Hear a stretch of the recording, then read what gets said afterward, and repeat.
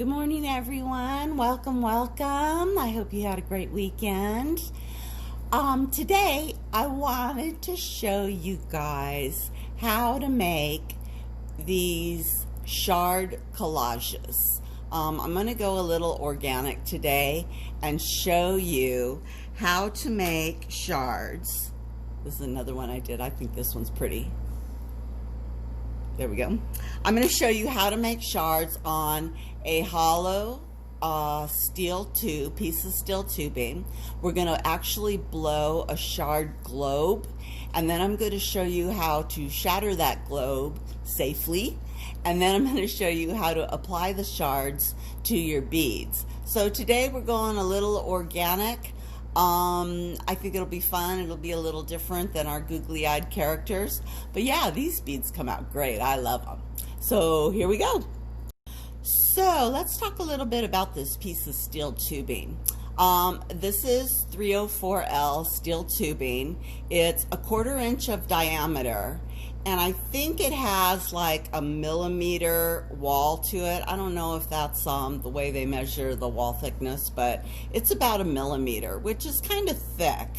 But you guys want that. You want a thick wall, because when you're making your globe on this piece of tubing, the metal gets hot, and since we're not using any bead release, there's really no absorption of that heat. So you want something with a thick wall so you can handle it, and you definitely don't want to stick a hot mandrel in your mouth. So I am going to give you guys a link to the Amazon page. I found a piece of this tubing where it has a thick wall. It's 1/4 inch, and I think it's about 12 inches in length. So that does the job for me. Once you guys get your mandrel from Amazon or wherever, make sure you wash it, because this stuff has oils on it and gunk, and just wash it in hot soapy water. You don't want to put something dirty in your mouth, so wash it off, run it through the dishwasher, whatever you want. Just clean it, because it's kind of yucky. Okay, let's go. Let's light this torch. Today I'm going to make my globe out of sage. I made some out of ivory and white, and they came out okay. I even made one out of coral, and I'll show you the different colors. You want to really heat up this mandrel, because the glass isn't going to stick to it. There's no bead release on this, okay? You don't want bead release on this mandrel. You want the glass to stick to it. And not to worry, I will show you how to get the glass off of it once I get it in focus. Oh, focus is my nemesis. Okay, let's heat up that. Let's heat up our rod. We want to first make an attachment on the mandrel. Let's see if it's hot enough. See, it's not hot enough.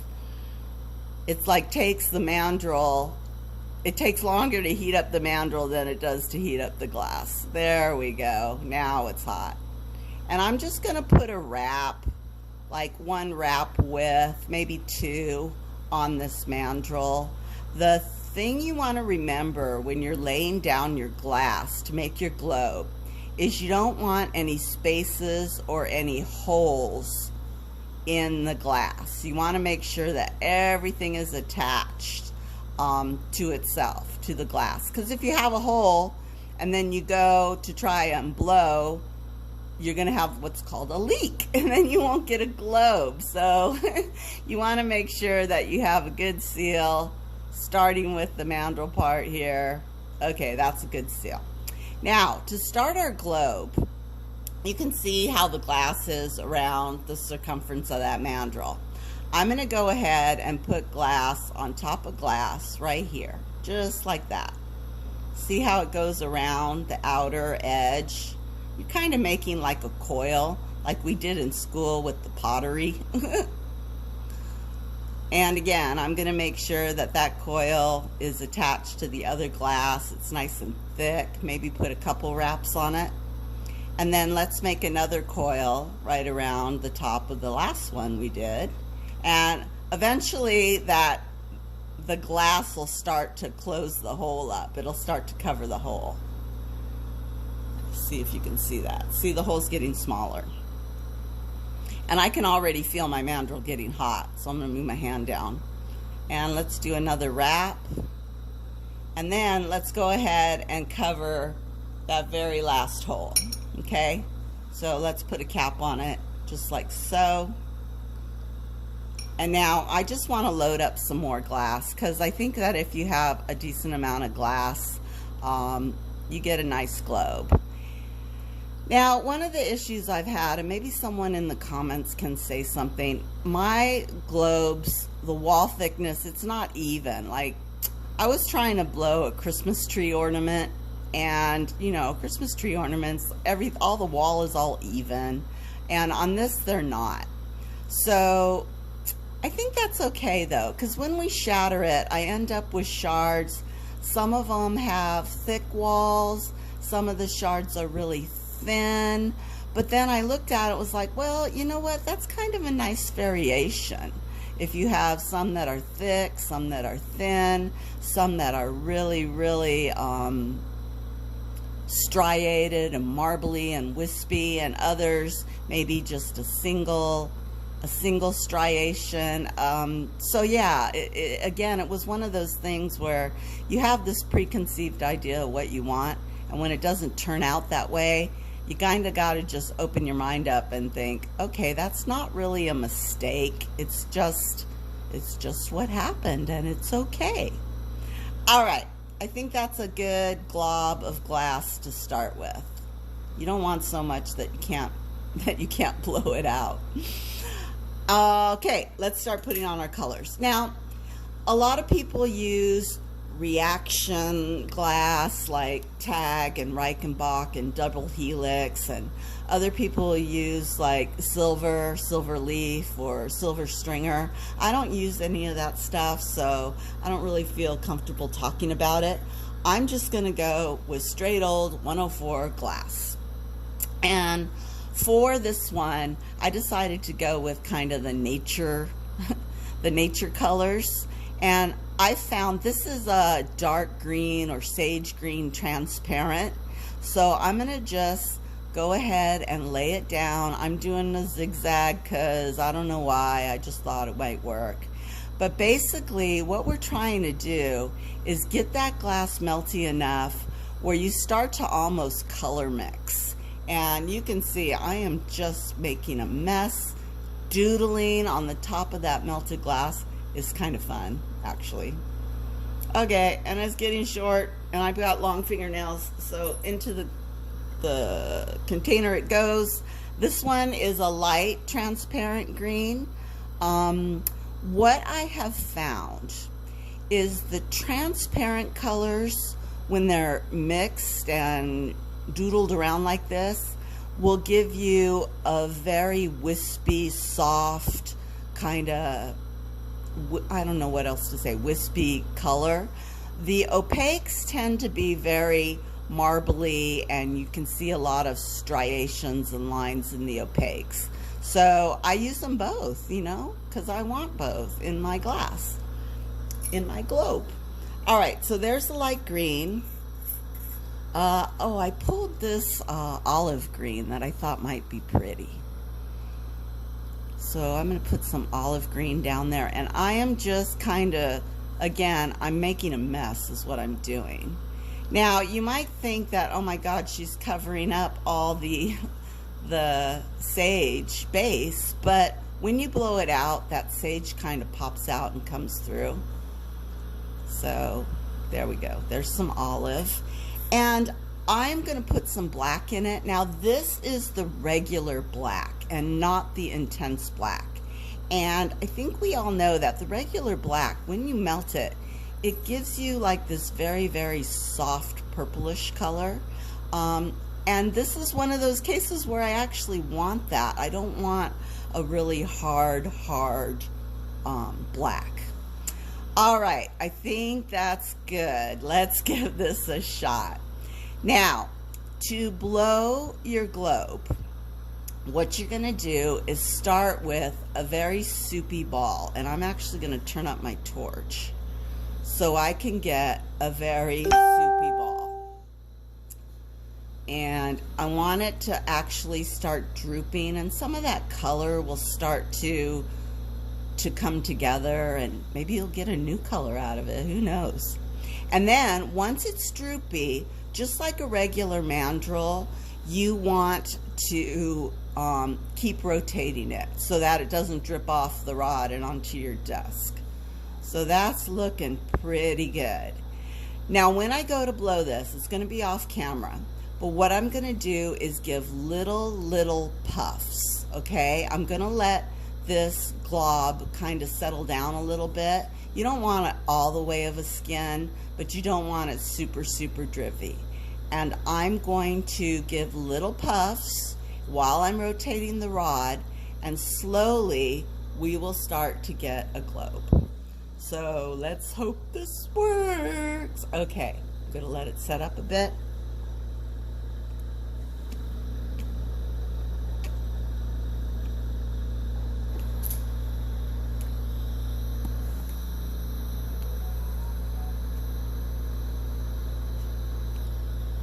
And that is a globe.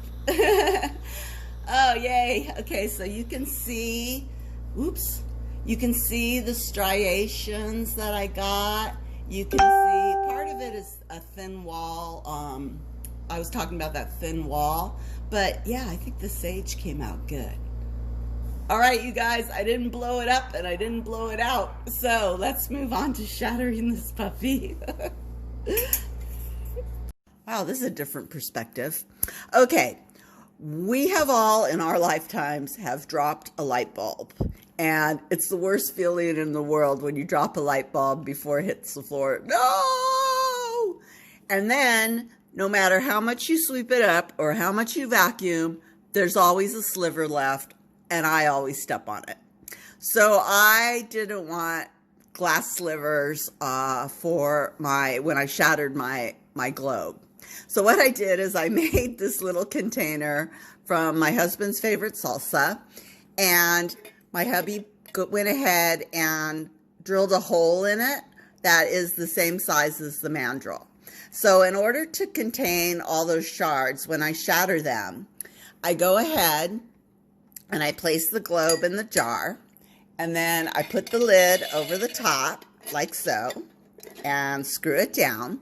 And then to shatter this guy, all you do is lift it up and kind of slam it into the bottom of the jar. Now don't slam it so hard that you break the jar. Doesn't take much. This is a very thin-walled piece of glass. So let's do this. Ready? 1, 2, 3. There we go. And that's it. Now you can see I have kind of a big chunk right down there. Just take your mandrel and tap it down till you get the sizes you want. And that's it, you guys. I'm going to pull my mandrel out, and whoops, I have a glass of shards. Now, when I use shards, and even when I use frit, I really try not to touch it with my fingers, because again, this is sharp glass and you don't want to cut yourself. So don't reach in there and start pulling out shards of glass. Also, besides being sharp, it's probably hot. So I always just go in with tweezers and I start grabbing my shards, and I'll just lay them down on my bench area so that we can get them ready to start using. And that's what I'm going to do right now. Be right back. Okay, so I have gone ahead and made kind of an ugly little bicone bead here. Got some ridges on it and stuff, but I think that's okay because I'm going to cover them up with shards. All right, so here's one of my first shards. I think it's really pretty. It came out good.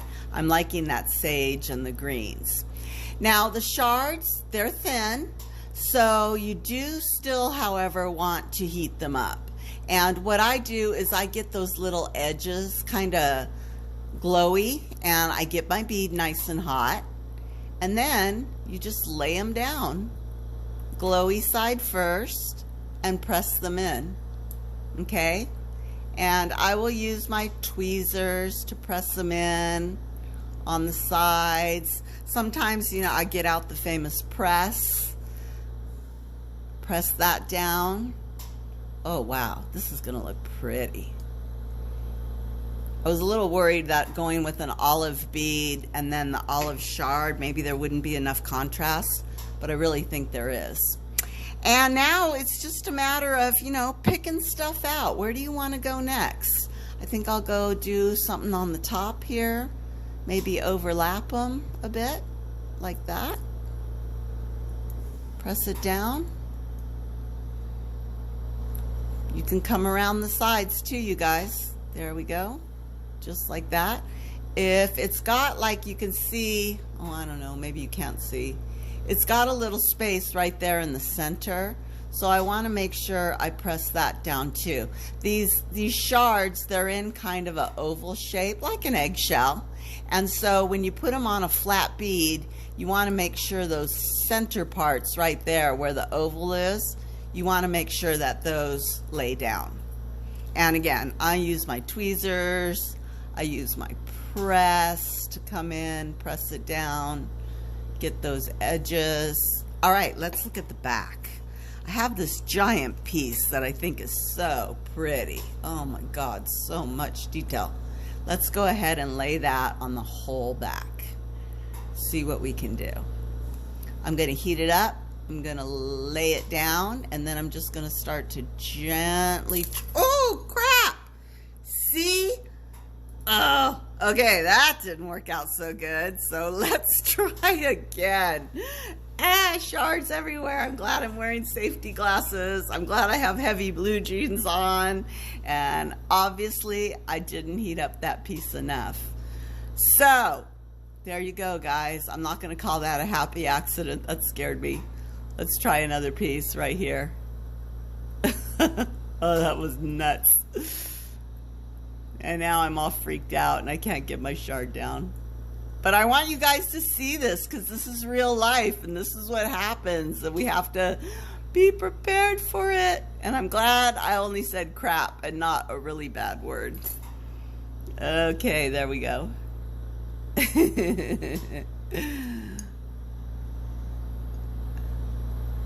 All right.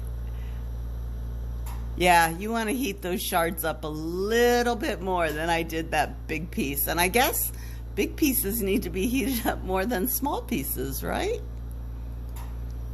Okay, that one looks a lot better. Now, when you lay them down, you're going to get tool marks. So make sure that you flash out those tool marks. Oops. Okay, heat that up, heat it up, heat it up, flash it, flash it, flash it. Heat up the bead where you're going to lay it down. Right like that. And even if it comes up over the mandrel, you can just heat it up and lay it down, smush it down. Woo! Coming around there, that edge. Now, when I make my collages, I try to get like some contrasting stuff too. So this is a shard that I made last night. I think it's ivory and some lavender and something else that I don't remember, but I'm gonna lay that down too, just to give it some contrast. Maybe just one piece coming in like this around the edge.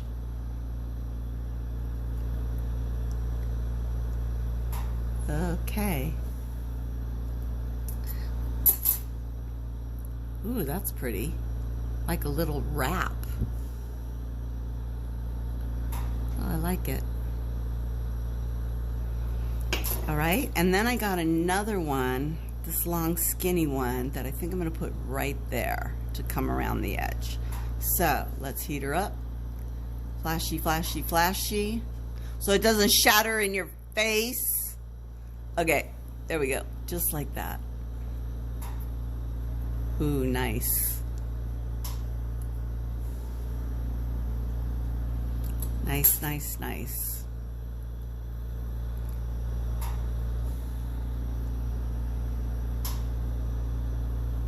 Put it down, making sure everything is attached, especially those edges. Okay, one final inspection. I think that's good. I'm going to stop right there. Just checking out those edges, flashing them a bit, making sure they're attached, making sure the tool marks are all flashed out. Okay, that one looks cool. All right, guys, I think that's it.